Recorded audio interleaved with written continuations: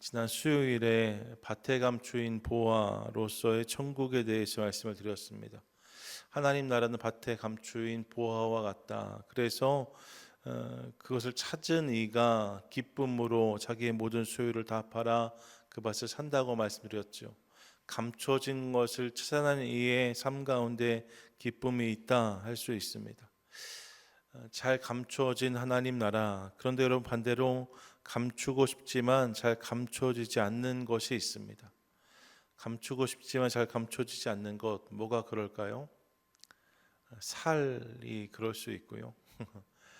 더 중요한 거는 시기, 질투, 욕심이 그렇습니다. 감추고 싶지만 사실 제가 감춰지지 않습니다. 마음속에 시기가 있고 질투가 있고 욕심이 있으면 그렇지 않은 척 하고 싶지만 사실 그것이 다 드러나기 마련인 거죠. 라반의 모습이 이와 같았던 것을 확인합니다. 욕심 많던 라반은 야곱이 그의 집에서 일하는 동안 그의 몫을 잘 챙겨주지 않았습니다. 오늘 야곱이 말하는 것처럼 10번이나 삭슬 변경하면서 그렇게 어떻게 해서든지 박하게 구려고 했던 거죠. 일종의 열정페이를 요구한 것이 아닌가 싶습니다. 그러다가 야곱이 자신의 몫을 정당하게 요구하니까 그러면서 양과 염소의 무리 중에 얼룩지거나 아롱진 것 그거 달라고 요구하니까 그렇게 하라고 말했지만 뒤로 돌아가서는 자신의 양 무리 중에 있었던 그런 것 미리 다 빼놓습니다. 얼룩진 것끼리 교비를 해야 그런 것이 나올 가능성이 높아지는데 미리 양떼 가운데 염소떼 가운데 아롱진 것이나 얼룩진 것 다 추려서 딴 데로 보내버린 거죠. 오직 흰 양만 있는 양 무리를 만들어 놓았어요. 그리고 그 중에 그런 거 나오면 내가 가져가라 이렇게 라반이 했다는 거죠. 여러분 생각해 보세요. 야곱이 지금 흰 양을 달라는 게 아닙니다. 또 양 무리 중에 절반을 떼어 달라고 요구한 것도 아닙니다.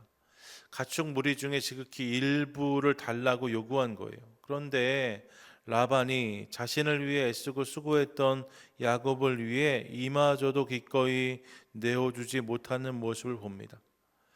말은 그렇게 하라라고 하지만 실상은 전혀 그러지 못하는 그의 모습을 확인하는 거죠.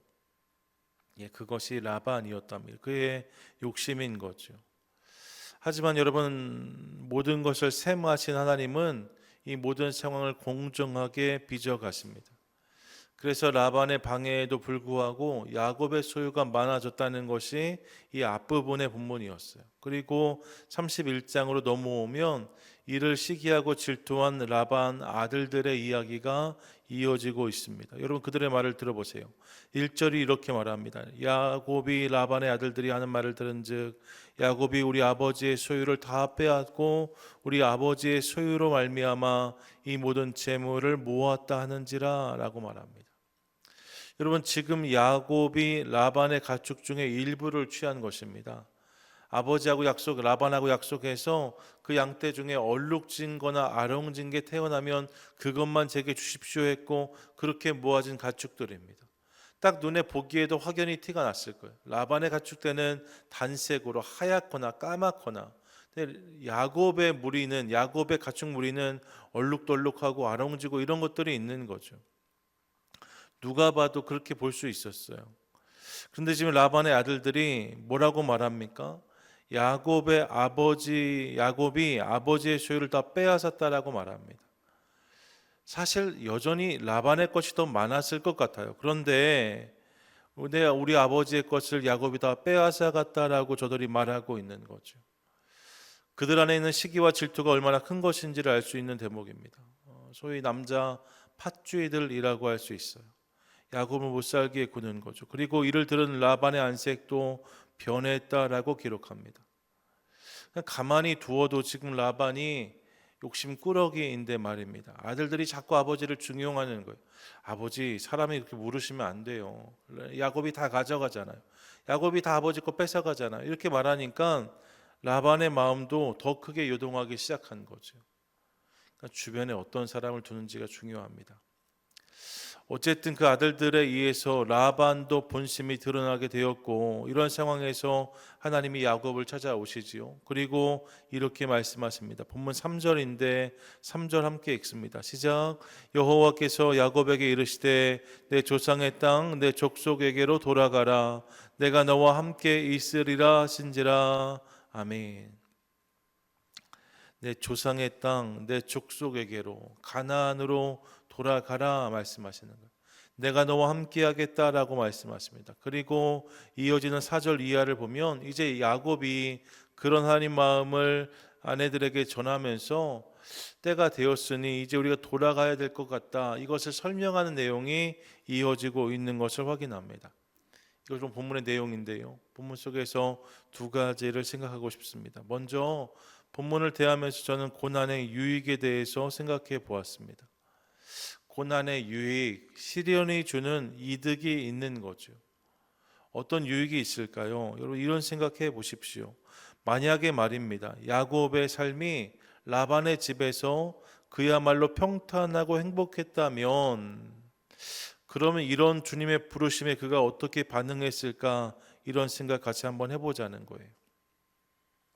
만약에 라반과 그의 아들들이 야곱을 극진히 선대하고 또 진작부터 자신의 몫을 충분히 나누어 주어서 야곱의 재산이 많아지게 했다면, 이게 정당한 대가를 주고 더 주어서 야곱의 삶이 정말로 그곳에서 평탄했다면, 충분했다면, 여러분 그러면 이 이야기는 다를 수 있지 않았을까 생각해 봅니다. 그래서 야곱이 그 땅에서 너무 행복했어요. 너무 부자가 되었답니다. 가진 게 많은 사람이 되었어요. 그랬다면 하나님이 돌아가라고 하셨을 때 사실 그 마음에 선뜻 응답하는 것은 쉬운 일이 아니었을지 모릅니다. 선뜻 응하기보다는 돌아간다 해도 한참을 고민하고 망설인 후에 그런 결정을 했을지도 몰라요. 차일피일 미루다가 조금만 더 있다가요, 조금만 더 있다가요, 그렇게 하다가 돌아갔을지 모르는 거죠. 하지만 오늘 본문을 보신 야곱은 고민하지 않습니다. 이곳에서 최소 10수년에서 그 이상을 살았는데 돌아가라 하시니 예라고 말하는 야곱을 봅니다. 어떻게 그럴 수 있었을까? 이런 이유는 분명하지 않을까 싶습니다. 그곳에서의 그의 삶이 고달팠기 때문에, 힘들고 어려웠기 때문에, 마음 가운데 그런 서운함과 아쉬움이 있었기 때문에 그 부르심에 즉각적으로 임할 수 있지 않았을까 생각해 보는 거예요. 외삼촌 라반과 그의 아들들이 자꾸 눈치를 줍니다. 안색을 바꿉니다. 자꾸 견제합니다. 빼앗기지 않으려 합니다. 야곱이 뭐만 좀 이렇게 얻으려고 하면 핍박하고 면박을 줍니다. 그렇게 야곱의 매일이 불편했기 때문에, 그런 일상이 고생이고 수고였기 때문에 그래서 야곱이 본향을 사모하지 않았을까 생각해 보는 거예요. 그 땅에서 너무 잘 지냈으면 사실 고향으로 돌아가라 할 때 그렇게 가기가 쉽지 않은 거잖아요. 실제로 이스라엘 백성들이 바벨론으로 포로로 잡혀가지 않습니까? 그런데 70년 뒤에 그들이 돌아오기 시작하는데 모두가 돌아온 것이 아니었습니다. 왜요? 바벨론에서도 정착하고 잘 산 사람들이 있었거든요. 굳이 돌아가지 않아도 그 땅에 충분히 누릴 수 있는 사람들이 생겨나기 시작했어요. 이제 그 땅이 편해졌어요. 그러니까 돌아오지 않은 사람들이 있었다라고 성경은 기록합니다. 그런 일들이 있을 수 있다는 거죠. 고난이 본향을 생각하게 하는구나, 이 사실을 깨닫습니다. 사랑하는 여러분, 저는 우리 교회 모든 성도들이 이 땅에서 잘 살고 또 잘 되시기를 소망합니다. 건강하셨으면 좋겠고, 사업도 잘 되시면 좋겠고, 가정이 화목하면 좋겠고, 돈도 많이 버셨으면 좋겠어요. 그래서 하나님께 마음껏 쓰임받는 그런 인생과 성도가 되시기를 소망하는 마음이 저에게 있습니다. 그런데 말입니다, 그럼에도 불구하고 어려운 일을 만날 수 있습니다. 불편하고 수고스럽고 고생스러운 일들도 경험할 수 있습니다. 여러분 그때 기억하고 싶습니다. 그것을 실망과 낙심의 거리로 삼지 마십시오.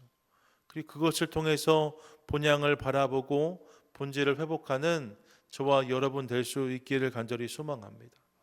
삶 가운데 찾아온 문제를 통하여 실망하기보다 삶에서 만난 어려움을 통해서 본향을 바라보자는 것, 본질을 기억하자는 것. 실제로 그렇잖아요. 여러분 잘 지내다가 건강의 이슈가 찾아오면 본질을 생각하잖아요. 인생의 가장 중요한 게 무엇인지를 고민하게 되거든요. 가정이 잘 가다가 어려움을 만나면 우리 가정이 정말로 붙잡아야 될 본질이 무엇인지를 생각하게 됩니다. 교회도 마찬가지예요. 교회가 평탄하다가 어려움을 만나면 교회가 정말로 서야 될 곳이 어디인지를 깨닫게 되어지는 거죠. 고난이, 시련이 본질을 생각하게 합니다. 그리고 그런 고민의 끝에서 우리의 소망이 이 땅이 아니라 하나님 나라에 있음을 깨닫고 그 땅을 바라보게 하는 것, 이것이 성도의 삶이고 하나님의 은혜인 거죠. 그러므로 사랑하는 여러분, 하나님께서 우리 가운데 원하시는 삶이 바로 그것인 것을 깨달으면서 우리의 삶 가운데 힘들고 어려운 일들을 경험할 때 말입니다. 고생하고 수고할 때 그때마다 본향과 본질을 바라보는 저와 여러분 우리 모두가 되시기를 축복합니다. 아멘. 그 땅을 바라보는 게 중요한 거예요. 더불어 그런 맥락에서 우리가 진짜로 붙잡아야 될 분이 하나님이심을 또한 기억하게 되어집니다. 두 번째인데요. 본문을 보세요. 오늘 라반과 그의 아들들이 야곱을 참 박하게 대하는데 여러분 생각해 보시면 이들이 처음부터 그랬나? 사실 그렇지 않았습니다. 야곱이 처음 이 땅을 살았을 때 그들은 선대하면서 야곱을 맞았습니다. 반갑게 그를 환영하고 그에게 힘이 되어 주었습니다. 집을 떠나서 어느 곳도 의지할 수 없었던 야곱에게 라반과 그의 가정은 그야말로 비빌 언덕이었습니다. 처음엔 그랬어요. 그런데 시간이 지나고 상황이 바뀌니까 그들도 변하기 시작하는 것을 봅니다. 야곱이 아무것도 갖지 않고 정말로 힘들고 어려운 상황에서 만났을 때는 설득 그를 도와주었는데 이제 야곱이 좀 선 것 같으니까, 야곱이 좀 잘하는 것 같으니까 시기하고 질투하기 시작하는 거죠. 그가 뭐만 가지면 그것을 눈치 주는 이들의 모습을 봅니다. 이게 사람인 거죠. 오늘 크게 의지가 되어도 내일 그로 인해 상처를 받는 일이 다반사인 인생을 볼 때가 있습니다. 반대로 오늘은 참 어려운 관계인데 언젠가 그 사람을 통해서 큰 위로를 경험하기도 합니다. 이게 인생이고 이게 사람인 거죠. 그 사람이 좋아서 그 사람이 나빠서가 아닙니다. 기본적으로 인간은 그렇게 연약한 거예요. 그래서 여러분 사람을 의지하고 사람만을 바라보는 것은 어리석은 것입니다. 물론 사람이 힘이 될 때가 있습니다. 하지만 여러분 그리고 함께 더불어 사는 것도 물론 중요하지만 궁극적으로 우리가 잊지 말아야 될 것이 있다면 우리가 믿고 의지할 분은 오직 하나님이시라는 거예요. 지금은 좋을 수 있지만 그렇지 않을 수 있고 사람은 언제든지 변하는 거니까 말입니다. 함께하는 것이 늘 기쁨이지만 그럼에도 불구하고 우리가 마음을 다 주어 의지해야 될 분이 하나님이심을 잊지 말자는 거죠. 오늘 본문을 통해서 우리가 그런 하나님을 만납니다. 오늘 본문에서 하나님이 어떤 모습으로 드러나고 계신가? 본문을 보니까 먼저 하나님은 인생의 걸음을 인도하시는 분이시라고 보여지고 있습니다. 앞에 본문에서도 확인하지만 야곱이 억울한 상황 가운데 놓여 있을 때 그를 위해 일하신 분이 하나님이셨어요. 라반이 욕심을 부릴 때에 그 모든 일이 이 라반의 계산, 라반의 계획대로 흘러가지 하지 않으시고 하나님의 셈법대로 되게 하신 분이 하나님이십니다. 그렇게 하나님께서 야곱의 소유를 보장하시죠. 야곱의 재산을 지켜주십니다. 그의 삶을 채워주세요. 하나님께서 그렇게 보이지 않는 곳에서 일하신 것을 깨닫습니다. 그리고 때가 되었을 때에 하나님은 야곱에게 가야 할 곳과 가야 할 때를 알려주십니다.